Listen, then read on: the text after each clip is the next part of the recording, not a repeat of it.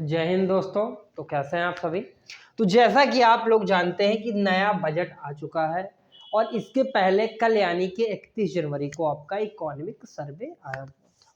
तो economic survey क्या होता है, मतलब इकोनॉमिक सर्वे का मतलब क्या है। इकोनॉमिक सर्वे का अगर हम लोग देखा जाए, एक घर के नज़रिए से हम लोग देखें तो जो कमाता है तो कितना रुपया कहाँ कहाँ खर्चा हुआ, कहाँ से अर्निंग हुई, कहाँ से लोन लिया गया और साल के अंत में किस किस स्कीम में कितना पैसा खर्चा, वो इकोनॉमिक सर्वे में सरकार जनता को बताती है।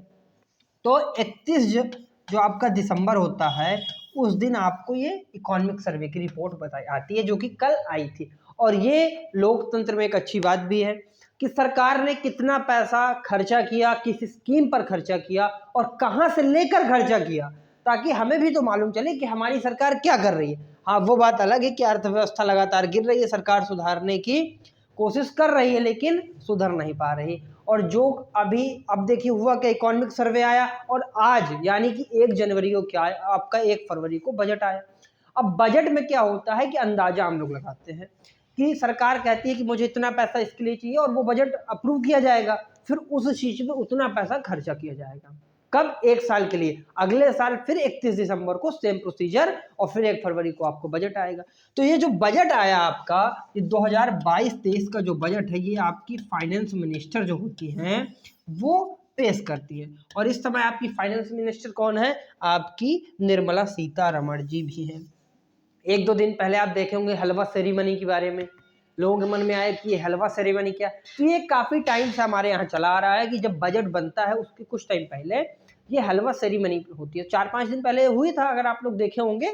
तो वो छोड़िए, हमारा जो ये था कि इस बार के बजट में हम लोगों को क्या हुआ, क्या सस्ता हुआ, क्या महंगा हुआ और आम आदमी के हिस्से में क्या आया, तो उस पर हम लोग चर्चा करने वाले हैं। तो अगर हम लोग सबसे पहले देखें तो बजट में आयकर को लेकर नौकरी पेशा लोगों को बड़ी राहत, यानी कि जो टैक्स स्लैब था इसमें काफी छूट दी गई है।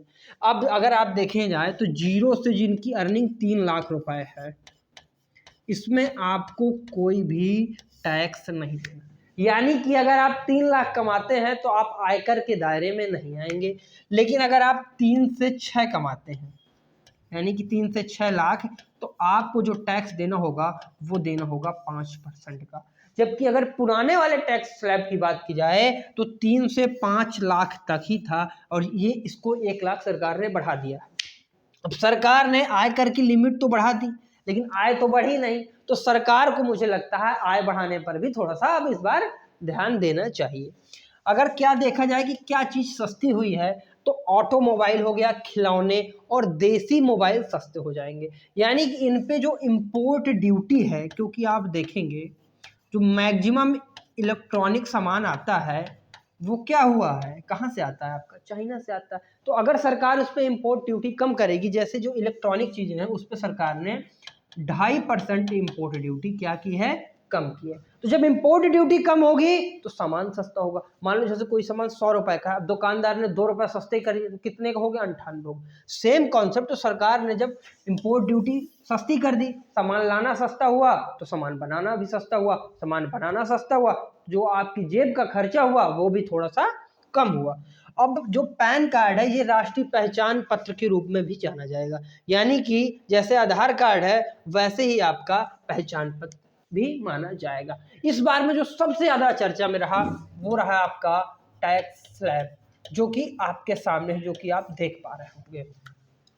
Tax rebate limit extended to 7 lakh under new regime, यानी कि 7 लाख रुपए इसे बढ़ा दिया गया है। अगर इसमें आप सबसे पहले देखेंगे तो जो मैंने आपको बताया था कि जीरो से जो 3 लाख का है इस पर कितना है, आपको नील, आपको कोई भी टैक्स नहीं देना।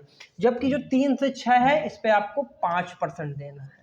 जबकि ये जो पहली लिमिट थी ये 3 से 5 लाख की थी।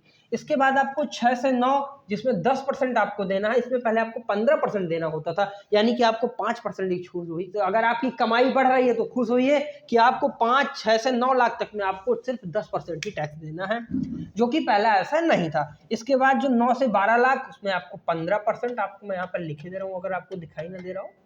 उसके बाद जो आपको 12 से 15 उस पर 20%, और जो आपका 15 लाख से 30% है उस पर आपको कितना देना होगा, उस पर आपको 30% टैक्स देना होगा।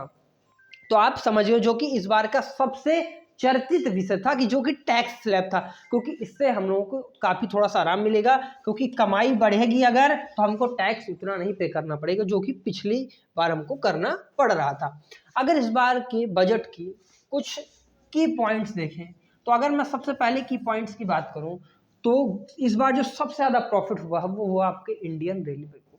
गवर्नमेंट ने कहा है कि 400 वंदे भारत ट्रेनें आपके नई चलाई जाएंगी, और पहली वंदे भारत जो ट्रेन चलाई गई थी आप जानते हैं वाराणसी से दिल्ली के बीच में चलाई गई थी। तो 400 नई वंदे भारत जो एक्सप्रेस होंगी वो फाइनेंस मिनिस्टर जी ने कहा है कि चलाई जाएंगी, जिससे ट्रांसपोर्टेशन में काफ़ी आराम होगा। क्योंकि अगर आपको कहीं जानता, अभी पेट का एग्जाम था, आपने देखा कितना भीड़ था। झांसी जाने के लिए जो हमारे यहाँ से सेशन सब, हम लोग यूपी से आते हैं, तो बांदा से झांसी जिनका सेंटर गया तो कोई ट्रेन ही नहीं थी, तो हो सकता है एक दो यहाँ भी चला दी जाए शायद।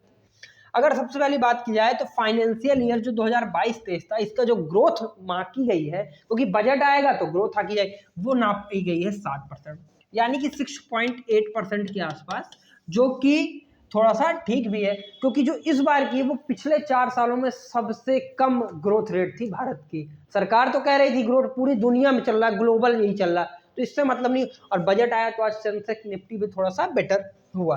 Government to spend ₹2200 crore for high value horticulture, तो जो ये हॉर्टिकल्चर होगा इस पे सरकार 2200 करोड़ रुपए इन्वेस्ट करेगी, खर्चा करेगी। अगला जो आपका टॉपिक है, agri credit target increase to ₹20 lakh crore, यानी कि जो खेती से लेके जो लोन का क्रेडिट कार्ड का जो था उसको बढ़ाकर 20 लाख करोड़ सरकार करने जा रही है। इसके बाद जो अगला आपका टॉपिक है वो है to spend ₹2200 crore for high value horticulture आपका हो गया। Propose capital expenditure of ₹10 lakh crore for financial year 2024 up to 33%, यानी कि जो इस बार में एक्सपेंडिचर था उससे 33% ज्यादा इस वाले फाइनेंशियल ईयर में सरकार खर्चा करेगी। जो अगला है कि plan to increase PM housing outlet of ₹79,000 crore, यानी कि जो पीएम हाउसिंग आउटलेट योजना थी इसमें 79,000 करोड़ रुपए और बढ़ाया जाएगा। प्लान टू स्पेंड ₹15,000 करोड़ रुपए on vulnerable tribal group PVTG over 3 year, 3 साल के लिए 15,000 करोड़ रुपए इसके थोड़ा सा और इस पे इन्वेस्टमेंट सरकार करेगी।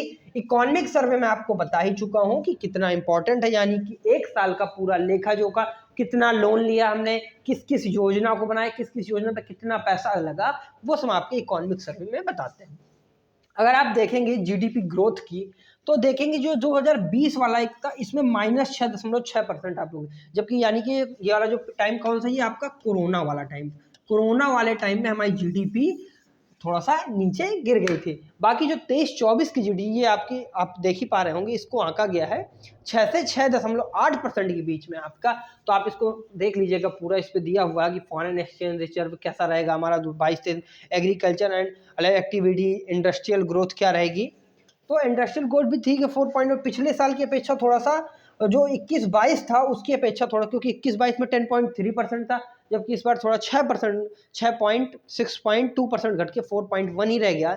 बट ठीक है, अब क्या ही कर सकते। सर्विस सेक्टर आप देखेंगे इस पे थोड़ा सा सरकार ने बुश किया है, क्योंकि इस बार के कई सर्वे में भी सामने आया है कि जो आपका सर्विस सेक्टर ये एक प्रॉफिटेबल सेक्टर और सबसे ज्यादा जो पैसा सरकार इस समय ले रही है तो आपके सर्विस सेक्टर से ही ले रही। अब हम लोग देखें क्या चीजें सस्ती हुई और कौन कौन सी चीजें हैं जो कि अब बजट आने के बाद आपको महंगी मिलेंगी। यानी कि अगर आप लोग सोच रहे थे कि मैं ये चीज ले लूं और बजट आ गया उसके बाद जो चीज सस्ती हुई होंगी, तो मान ले जैसा आप लोग सोच रहे थे कि भैया कोई टीवी ले ले, तो टीवी पार्ट्स में जो कस्टम ड्यूटी थी वो 2.5% काट ली गई है, यानी कि 2.5% कम कर दी गई टीवी पार्ट्स में। तो जो टीवी होंगी वो भी अब एकदम स्वाभाविक है कि सस्ती हो जाएंगी। मोबाइल फोन में जो आपके मैन्युफैक्चरिंग है, यानी कि जो मोबाइल फोन बनाने में सामान लगता है, इसके जो पार्ट्स लगते हैं वो क्या होंगे, उनको इम्पोर्ट ड्यूटी कम की गई। तो यानी कि पहले जो चीज़ 100 की आती थी उस पर कुछ चीज़ें काट लेंगी, जिससे कि फ़ोन भी आपका थोड़ा सस्ता होने लगेगा। लैब गोल्ड डायमंड सीड, ये जो होता है ये इंडस्ट्रीज में मेनली यूज किया, जिन लोगों ने बीटेक किया उन्हें समझ आता होगा। तो जो बड़ी बड़ी मशीन होती है तो किसी हार्ड मेटल को काटने के लिए सीड की टिप पर क्या लगा रहता है, डायमंड लगा रहता है। क्योंकि आप तो जानते हैं डायमंड कितना हार्ड होता है, तो जिससे क्या होता है काटने में आसानी होती है, तो उस पर भी थोड़ा सा इम्पोर्ट ड्यूटी कम की गई है। अब आप लोग समझिए कि आपने सस्ती चीजें तो देख ली, अब क्या चीजें आपको इसके बाद महंगी होंगी। अब इसमें जो महंगी वाली चीजें, इसमें भारत की महिलाओं को बड़ा दुख होगा, क्योंकि आप जानते हैं कि दुनिया का मैक्सिमम जो सोना भारत की महिलाएं होल्ड करती हैं, और सोना चांदी ही सरकार ने महंगा कर दी। पहले भी आप देख रहे 50 का था, फिर 58 हो गया, अब सोना थोड़ा सा और महंगा हो जाएगा। अगर जो उसमें सबसे बड़ी अच्छी बात मुझे लगी वो हुई सिगरेट में 16% आपके ड्यूटी बढ़ा दी गई। अगर पहले सिगरेट 100 की थी तो अब 116 रुपए की मिली, जो कि ठीक भी है, क्योंकि काफी ज्यादा इस समय नशेड़ी तैयार भी हो रहे थे जगह जगह। आप देख आजकल लड़कियां भी खूब पी रही हैं, तो ठीक है थोड़ा सा शायद कम हो जाए। तो दूसरा इंपॉर्टेंट पॉइंट है, जो कंपाउंड रबर है इसकी जो इंपोर्ट ड्यूटी है इसको बढ़ाकर 25% कर दिया गया। पहले ये इंपोर्ट ड्यूटी थी आपके 10%, यानी कि 15% इसको बढ़ा दिया गया है, जो कि थोड़ा सा बुरा हुआ। सोना चांदी की जो बार, यानी कि बिस्किट, इसका मतलब होता है बिस्किट, तो ये भी थोड़ा महंगे हो गए हैं। तो भारत की महिलाओं को दुख तो स्वाभाविक है, क्योंकि सोना, अब वैसे भी शादियों का सीजन चल रहा है हमारे यहाँ, फरवरी मार्च, आप जानते हैं कितनी शादी होती है, कितना सोना। तो जिन लोगों ने अभी सोना खरीद लिया होगा उनका तो ठीक रहा, जो लोग अब जाएंगे तो थोड़ा सा उन्हें दुख स्वाभाविक है। अब जैसे आप देखें एडवांस जो किचन होती है, तो उसमें धुएं जाने के लिए क्या होता है, जगह तो होती नहीं, छोटे छोटे घर होते, तो इलेक्ट्रिक चिमनी लगी होती है, तो उस पर जो पहले टैक्स लगता था वो लगता था 7.5%, जिसको सरकार ने बढ़ा के डायरेक्ट डबल कर दिया। यानी कि सरकार ने जो भी चीजें की है मैक्सिमम डबल ही की है इस बार। इस चीज को आप ध्यान रखिए। अब इनोवेशन, जो कि बहुत ही बढ़िया चीज है सर्विस सेक्टर के लिए, समझिए रामबाण। और मुझे नहीं लगता कि इससे अच्छा सरकार हम लोगों को कुछ दे भी सकती। मैं मानता हूँ कि जीडीपी गड़े सरकार संभाल नहीं पा रही चीजों को, तो आप लोग भी अब थोड़ा सा कुछ कर लीजिए। तो ये देखिए 100 लैब्स फॉर डेवलपिंग एप्स, जो कि 5G का यूज करके बनाए जाएंगे। यानी कि आप इस समय देख रहे हैं ढेर सारी चीजें हो रही हैं। जैसे अब आप देखेंगे जो डिजिटल क्लासरूम चल रहा है आपको, तो इसमें डेटा लगेगा कि नहीं लगेगा बताइए। और इसके लिए एक ऐप भी चाहिए, तो वो डेवलप करने के लिए 100 लैब गवर्नमेंट ऑफ इंडिया क्या करेगी, डेवलप करवाएगी, जिससे कि यहाँ पर कृषि का क्षेत्र हुआ, सर्विस क्षेत्र हो गया, डिजिटल क्रांति, यानी इन सब चीजों में एक क्रांति की संभावना आप लोगों को देखने को बिल्कुल एक अच्छे तरीके से मिल सकता है। क्योंकि जब ये चीजें होंगी, क्योंकि जो आजकल चीजें वो सब ऑनलाइन और डिजिटल हो रही है, तो डिजिटलाइजेशन पे जो गवर्नमेंट ने फोकस किया है, अगर उसको सही तरीके से गवर्नमेंट अप्लाई करती है, तो मुझे वाकई यकीन है कि कुछ ना कुछ तो सरकार या फिर हम लोग कुछ ना कुछ तो भैया कर ही लेंगे। अब देखिए बात की जाए सेविंग की, हम लोगों को जो मैक्सिमम अकाउंट होता है आम आदमी का, आम आदमी मैंगो पीपल, जिनको सरकार चूसती है, तो भैया उनका जो सेविंग अकाउंट होता है मैक्सिमम लोगों को, जैसे मेरा ही सेविंग अकाउंट, तो हम उसमें क्या करते हैं, पैसा जमा करते हैं। तो अगर मान लीजिए आपकी माता जी का अकाउंट खोला और 2 साल अगर वो लोग कोई पैसा जमा करते हैं, तो उनमें उनको 7.5% की ब्याज दर प्रोवाइड की जाएगी। ये सिर्फ आपकी माता जी के लिए है, ये नहीं कि आप जाएं और जमा करें, कहेंगे मुझे भी 7.5 चाहिए, तो आपको 7.5% का ब्याज रेट नहीं मिलेगा। ये सिर्फ महिलाओं के लिए है, जो कि इस बार की अभी यानी कि कुछ दिनों में 1 मार्च से संभावना है कि इसको अप्लाई कर दिया जाएगा। जो अगली अच्छी चीज हुई है, जिसमें आपके जो सीनियर सिटीजन्स हैं, तो पहले उनको था कि वो 15 लाख रुपए जमा कर सकते हैं, जिसकी बढ़ा के 15 से, मैंने कहा था सरकार ने किया कि मैक्सिमम चीजें डबल ही की हैं, तो सरकार ने उस 15 को बढ़ाकर 30 लाख कर दिया। यानी कि जो सीनियर सिटीजन्स थे वो अब 30 लाख तक रुपए को जमा कर सकते हैं। माइक्रो स्मॉल मीडियम इंटरप्राइज, जिससे कि भारत की इकोनॉमी चलती है, उस पर भी सरकार ने कहा है कि 9,000 करोड़ रुपए सरकार इसमें इन्वेस्ट करेगी। और इसमें जो बिजनेसमैन होते थे, जैसे कि मान लीजिए मैं ही एक छोटा सा बिजनेस रन कर रहा हूँ, अब मुझे मान लीजिए लोन चाहिए, तो मुझे कुछ चाहिए ना कि हाँ मैं अपने घर के कागज रख दूं, अपनी जमीन, मान लो मेरे पास ना घर है ना जमीन, तो सरकार ने कहा कि आपको भाई चिंता करने चाहिए, हमें कुछ नहीं चाहिए, आप बिजनेस करिए। तो माइक्रो स्मॉल मीडियम इंटरप्राइजेस की तरह बिना कोई डॉक्यूमेंट के आपको लोन सरकार प्रोवाइड करवाएगी, और उसी के लिए 9,000 करोड़ रुपए का जो अमाउंट है एमएसएमई को आवंटित किया गया। एमएसएमई है जिसके कारण हमारे देश की अर्थव्यवस्था चल रही है, ऐसा मुझे पर्सनली लगता है, और ऐसा कहीं ना कहीं है भी।